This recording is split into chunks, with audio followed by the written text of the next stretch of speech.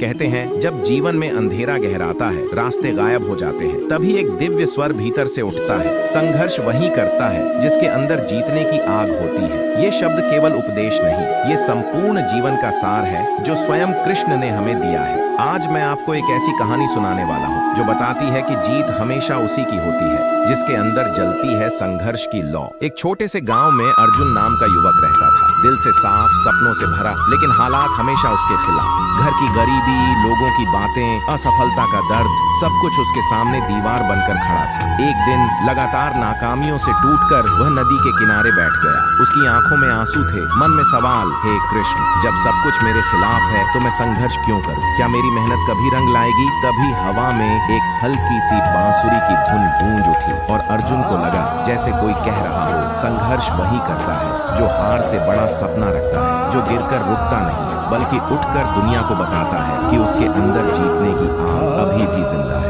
अर्जुन ने आंखें पोंछी और कृष्णा के शब्द उसके मन में उजाला कर गए। वह उठा और उसने फैसला किया कि वह अपने सपने का पीछा करेगा, चाहे दुनिया उसके खिलाफ क्यों ना हो। दिन रात मेहनत, अभ्यास, तपस्या, उसने खुद को बदलना शुरू कर दिया। जो लोग उस पर हंसते थे, अब वही लोग उसकी लगन देखकर चुप हो जाते। उसे असफलताएं अभी भी मिली, लेकिन अब फर्क था। पहले असफलता उसे तोड़ती थी, अब वही असफलता उसे और मजबूत बनाती थी, क्योंकि अब उसके भीतर कृष्ण का वो संदेश जल रहा था, जीत उन्हीं की होती है जो संघर्ष करने की हिम्मत रखते हैं। कुछ ही समय में अर्जुन ने अपने सपनों की पहली सीढ़ी पार कर ली। लोग अब उसे अलग नजरों से देखने लगे। गांव का वही गरीब लड़का अब सबके लिए प्रेरणा बन चुका था। और एक दिन जब वह अपने जीवन की सबसे बड़ी जीत के सामने खड़ा था, उसके मन में केवल एक ही आवाज गूंज रही थी, धर्म वही है जो कर्म में हो, विजय वही है जो संघर्ष के बाद मिले।